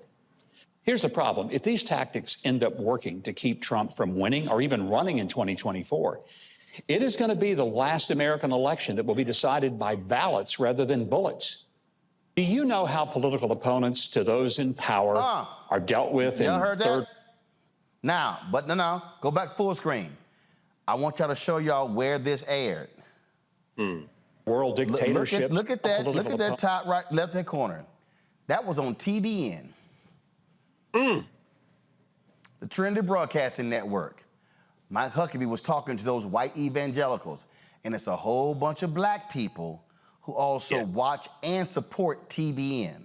That's See, right. Y'all need to understand. Remember when Daystar also tripped out and they edited one of my pastor's sermons, Ralph West, for some political comments that he made, and he was critical, and he went off on them for doing so. This is what they're also doing. They're even using those Christian TV networks to drive their Christian fundamentalist agenda. Y'all don't sit here and I just told y'all, the rich white guy out of Detroit, Kevin Adele, who owns the Word Network, who had that black radio station in Detroit, 50,000 watts, what did he do? Just flipped it to a right-wing radio format featuring Glenn Beck, Clay Travis, and Buck Sexton. Making money off black folks with the Word Network, but then now trying to do right-wing radio. I'm trying to tell y'all, don't give these folks an inch. Going to a break, we're gonna come back, we're gonna talk to a lawyer. How the hell does a judge have him show up in chains for a civil suit? He'll explain next, right here in Roland Martin Unfiltered. You're watching us right now, folks. Support us in what we do. Your dollars are critically important. The work that we do, folks, is not easy. You got a lot. Let me tell y'all right now, there are advertisers. They tell us, oh, we brand safe. So we don't want our ads running in news and opinion shows. Yet I see their ads on Fox News. Yep, all the time. So when you give, you are keeping this show and other shows on the Black Star Network on the air. So send your check to Black Star Network, P.O. Box 57196, Washington, D.C., 20037-0196. Cash App is $RM Unfiltered. PayPal R Martin Unfiltered. Venmo is RM Unfiltered. Zelle, Roland at RolandSMartin.com, Roland at RolandMartinUnfiltered.com. Please, folks, again, we are about $400,000 behind our goal. The goal is to get 20,000 of our fans contributing on average $50 each. That's $4.19 a month, 13 cents a day. I totally understand those who cannot give that. So many people have given less, but people have given more as well. And so your donations are critical to us being able to do this work, staying independent and free, being able to speak the truth that is necessary. And so please, that's the way for you to give. Download the Black Star Network app, Apple phone, Android phone, Apple TV, Android TV, Roku, Amazon Fire TV, Xbox One, Samsung Smart TV. And be sure to get a copy of my book, White Fear, How the Browning of America is Making White Folks Lose Their Minds. Proceeds go right back into the show. And so you can get that bookstores across the country, Barnes & Noble, Amazon. You can also get the audio version on Audible. We'll be right back. Next, right here on The Frequency, the woman they call the Gifted Eye, hip-hop hip-hop celebrity photographer Coy Soldier. She's the master storyteller that captured the history of hip-hop through the lens of her camera. Tupac comes out, the next thing you know, you didn't know who they were at first. You just seen all these dudes just come rushing the stage. Then you realize Biggie gets a bottle of champagne, he pops it open, sprays it on the crowd, he drinks the bottle. Coy Soldier, the hip-hop celebrity photographer, joining me right here on the next episode of The Frequency on the Black Star Network. Next on The Black Tape with me, Greg Carr. What do Deion Sanders, a lawnmower, and the phenomenon of invisible labor all have in common? They're all now part of, shall we say, a colorful lore at our historically black colleges and universities.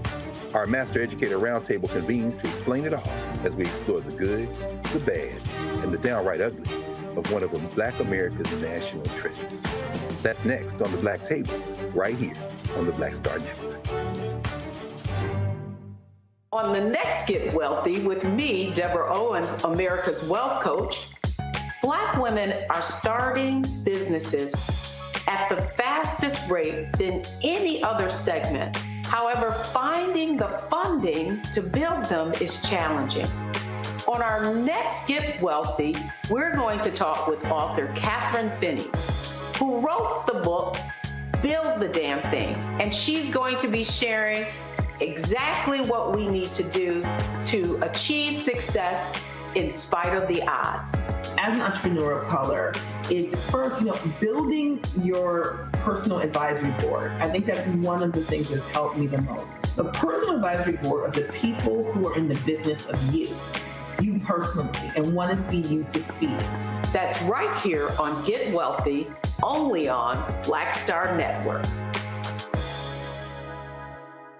Hey, it's John Murray, the executive producer of the new Sherry Shepherd Talk Show. This is your boy, Earthquake. And you're tuned in to Roland Martin, Unfiltered.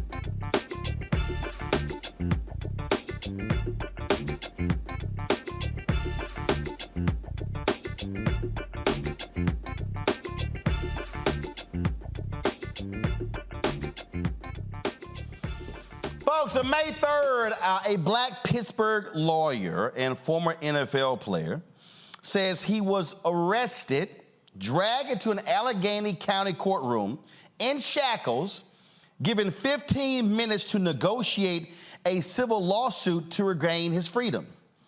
When Walter Bernard did not comply with the judge's wishes, he was arrested again and forced to appear in court to argue the same civil case on August 9th, and this time stayed in jail for nearly 3 weeks. Bernard has filed a federal lawsuit against Allegheny County Common Pleas Court Judge Philip Ignelzi for multiple civil rights violations. Walter Bernard joins us right now from Pittsburgh. Glad to have you here. So, what the hell? Well, first of all, what was the civil case?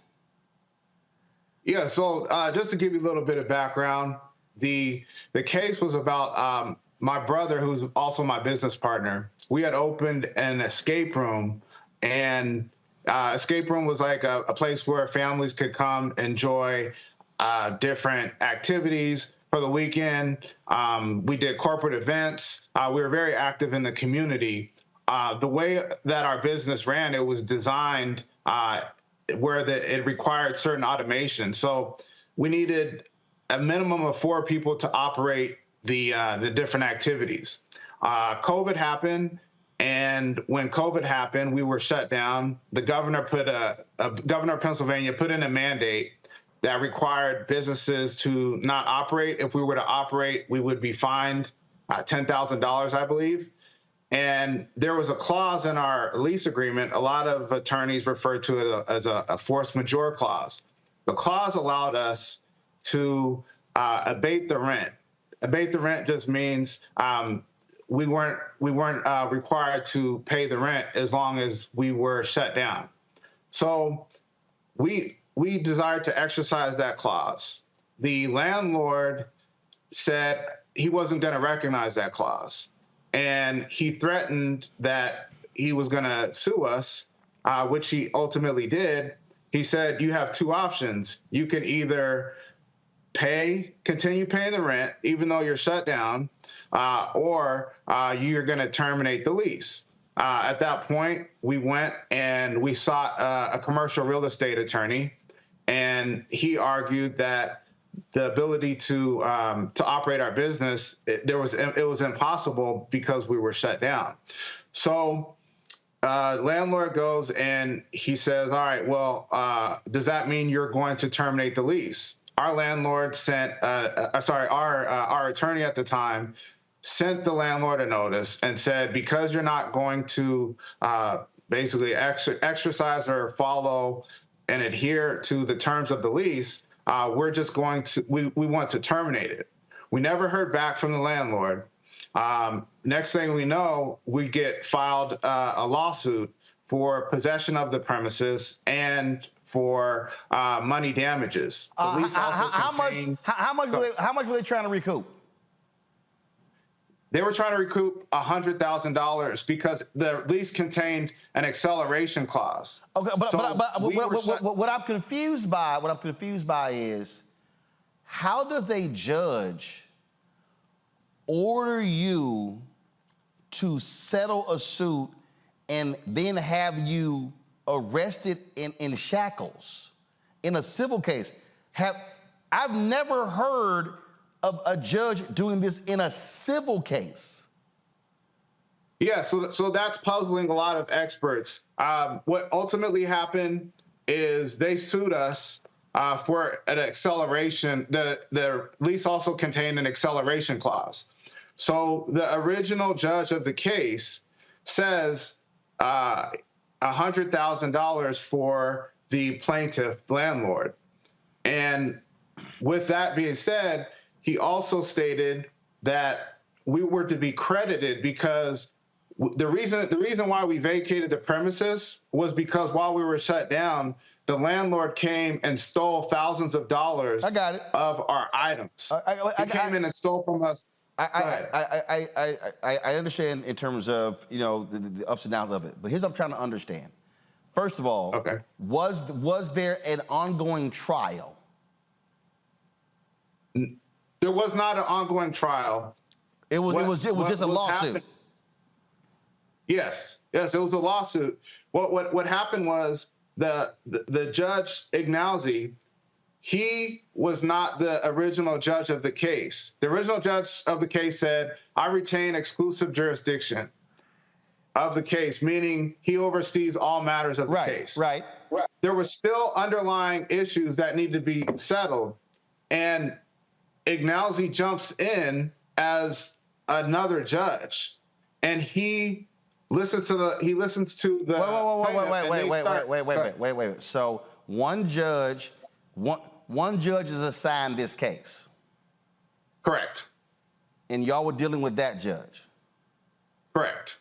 Then all of a sudden, this dude jumps in, and then orders you like literally. Did he send sheriff's deputies to come get you? Where were you? Were you arrested? What happened? Yes. So he jumps in the case. He says that he jumps in the case when this matter was actually before the appellate court, and he did not have jurisdiction. It was appealed, this matter, and so. What happens when a case is appealed? It takes away jurisdiction from the trial court. Yeah, I mean, when the case is appealed, it's down at the appellate court. Right. So this dude jumps in. And I'm trying to understand. Where were you? Did they come and arrest you somewhere? Where were you? Right. So I was in my home. And what's this, weekday weekend? This was May 3rd, I believe was I believe it was a Wednesday. Okay, so Yeah, so Wednesday. so you at the house, all of a sudden, what? Sheriff's deputies show up saying, "We got an arrest warrant for you?" No. They knocked on my door, would continue to knock. I have dogs. The dogs started going crazy, and they were relentless. They were talking to neighbors. It wasn't until they called me on the phone. A detective leaves a message on my voicemail, which I still have, and he says, "You need to come to the door. You're not in trouble. The sheriff just wants to see you, but if you don't come to the door," he said, "that the situation is going to get worse." Okay, so wait a minute, hold up. So do they eventually arrest you? Yes, they arrest me under the legal definition of arrest. I was not free to go anywhere. Right. But what I'm saying is, but what happened? How did you get into shackles and then go into the courtroom? How did that happen? I was required to get into the sheriff's vehicle. Got it. They drive me down to the courthouse. Got it. And they throw me in a holding cell, and I was required to. I couldn't get out of the holding cell. Right. And then when I was summoned by the judge, that's when they shackled me and brought me before the judge while wearing shackles. So, and you go before the judge, and the judge tells you you got 15 minutes to settle this lawsuit, or I'm going to keep you in jail. Yeah. So what he said was he had previously put in an order, and the order, if you look at the plain language of the order, it actually did not require us to do anything. So when I first walked into the courtroom, he asked me, he says, "Why did you disobey my order?" I said, "I did not disobey your order." So he said, "All right, here's what we're going to do." He says, "You have 15 minutes or less." He says, "You're either going to settle this case." That's option one. He said, option two is the financial documents, your personal brokerage accounts, federal tax returns. You're going to turn those over, and you have to make the decision in 15 minutes. And if you don't, I'm going to finish processing you in jail. You're going to get fingerprinted, and you're not going to get out until you comply. And what then happens? That then happens, and you spend 3 weeks in jail.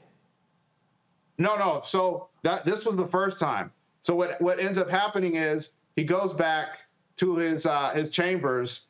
I call him back and I say, my client is not here, so I can't do option one because there's a dispute currently as to the numbers. And I said, under the professional ethic rules, I cannot accept a settlement without even speaking to my client. We had no idea that this hearing was going on. You gave me no notice, no opportunity. You pulled me out of the house, so I can't choose option one. Then he says, go ahead. Here's what I'm trying to understand.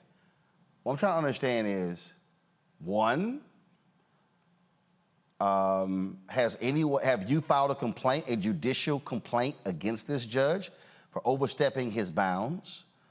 Two, did the judge who was overseeing the case, has he said anything about this guy stepping in and just assuming control of this?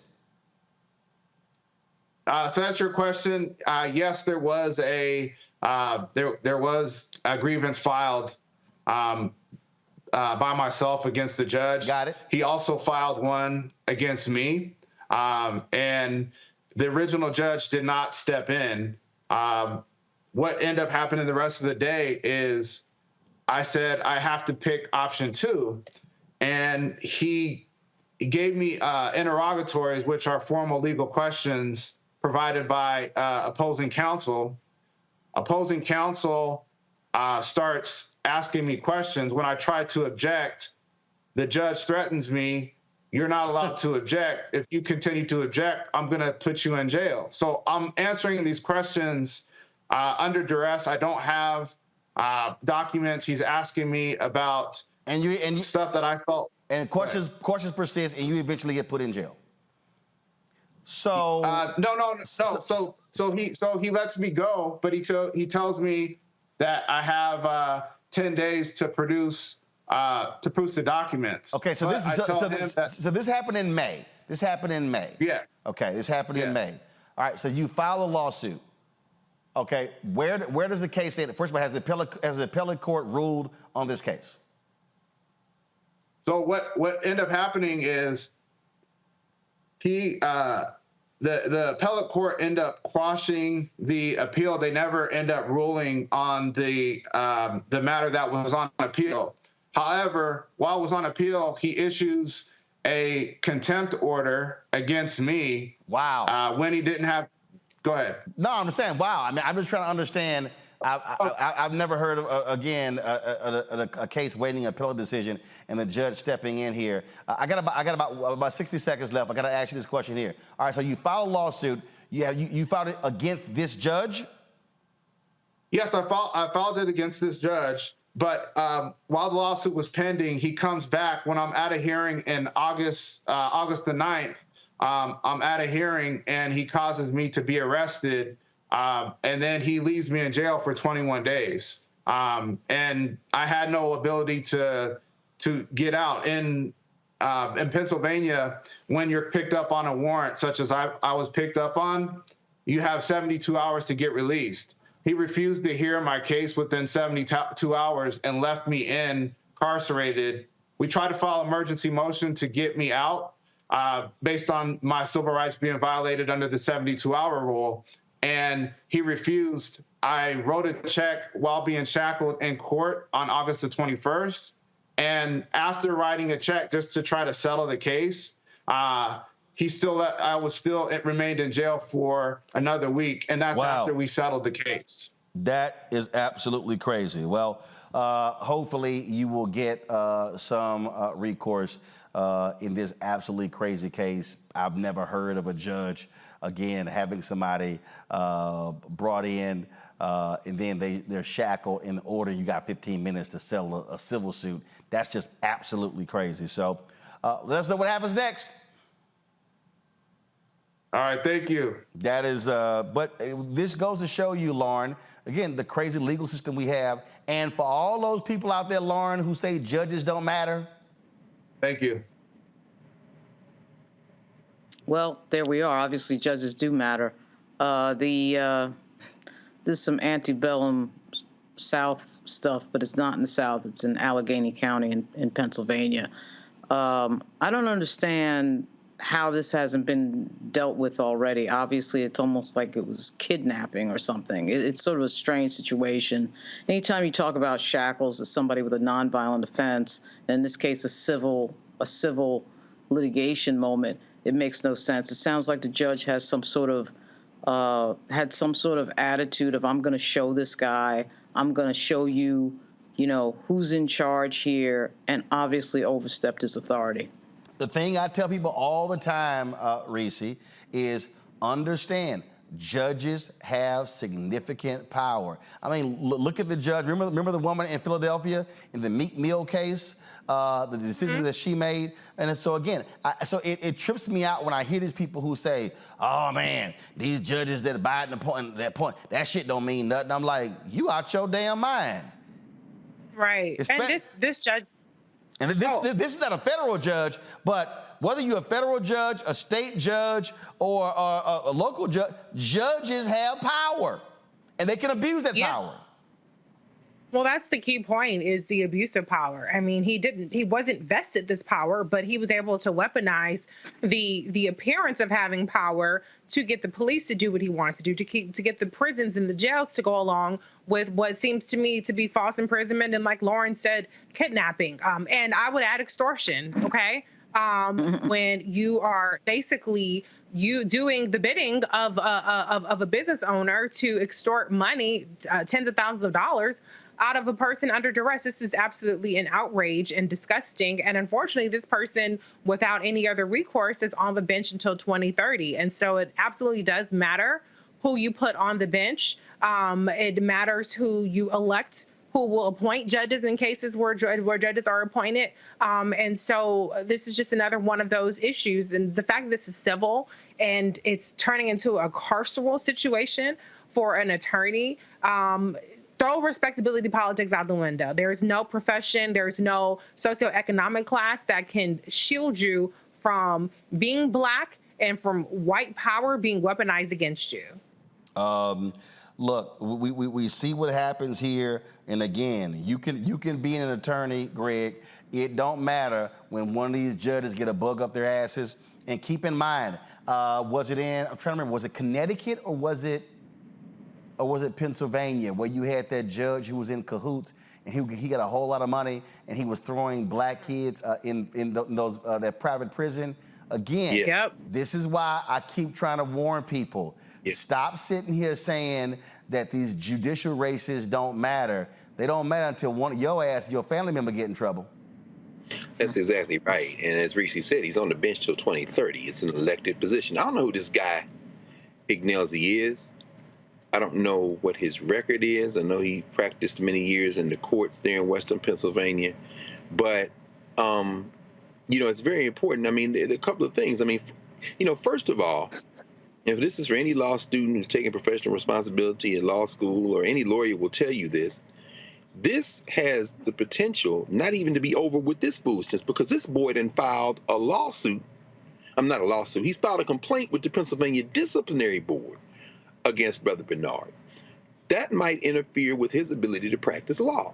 Now, Bernard, of course, has filed a complaint with the Pennsylvania Judicial Conduct Board against Ignelzi, but as you asked him, Roland, this becomes very curious because, Judge Hertzberg, the original judge, the judge who was on the case who said he exercised exclusive jurisdiction, ain't opened his mouth yet. Now, both those investigations are ongoing, but it reinforces another point that needs to be made.